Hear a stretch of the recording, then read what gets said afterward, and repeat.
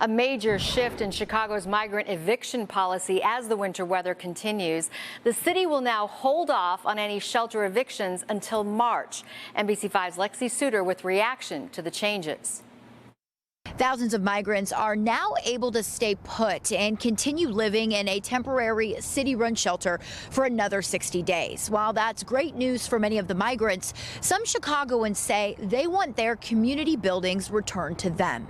Our issue is the parks need to be returned to the communities. Right now, about 350 migrants are calling the Broadway Armory home. The city originally said it would only use the Edgewater Community Center for 6 months, but now it's 6 months and counting. Our park had 1,200 people a week using this facility who have now been locked out. Today, Mayor Brandon Johnson changed the city's policy on migrant evictions, postponing shelter eviction dates from February 1st until March after the worst of winter passes.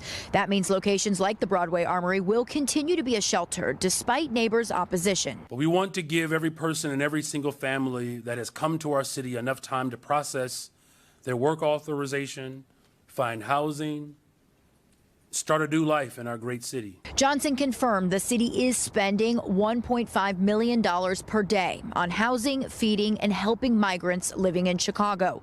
Residents in Edgewater say they don't want them to be kicked out to the cold, but they expect more consideration for their community's needs. This building back here, the Broadway Armory, is the heart of this community. It's a warming center, it's a senior center, it's a teen center. Lexi Sutter, NBC5 News.